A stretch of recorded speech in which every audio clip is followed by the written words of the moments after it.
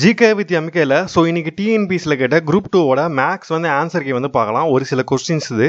So gate வந்து ABC அப்படின்னு கொடுத்துறாங்க, டாக் வந்து டிஇஎஃப் அப்படின்னு கொடுத்துறாங்க. ஸோ கொடுத்துட்டு டேன் பை காட் என்ன அப்படின்ட்டு கேட்குறாங்க. ஸோ கேட் வந்து சிஏடி ஏபிசி, அதேமாரி டாக் டிஓஜி டிஇஎஃப், இதுக்கு டி இதுக்கு இ இதுக்கு வந்து எஃப்.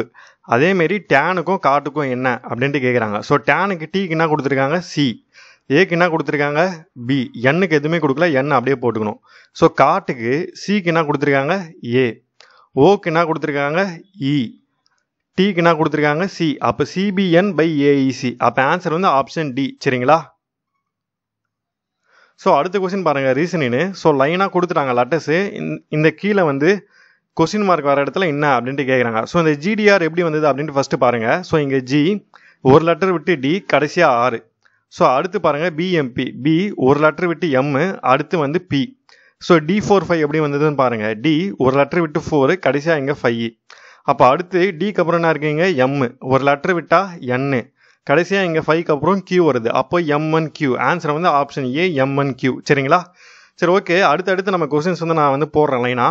ஸோ அதேமாரி நம்ம டிஎன்பிஎஸ்சி குரூப் 4, சரிங்களா, குரூப் 4 2025க்கு நம்ம ஃப்ரீ மேக்ஸ் கிளாஸஸ் வந்து நம்ம எடுக்க போகிறோம். சரிங்களா?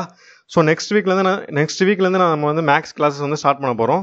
ஸோ அது எப்படி எடுப்போம் அப்படின்னு பார்த்தீங்கன்னா டாபிக் வைஸு, அப்புறம் மாடல் வைஸு. சரிங்களா?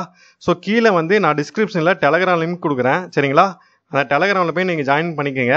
ஸோ நெக்ஸ்ட் வீக்லேருந்து நம்ம குரூப் 4க்கு வந்து மேக்ஸ் வந்து ஃப்ரீ கிளாஸஸ் வந்து ஸ்டார்ட் பண்ணிடலாம். சரிங்களா? மாடல் வைஸ் வந்து நம்ம எடுப்போம். சரிங்களா? தேங்க்யூ.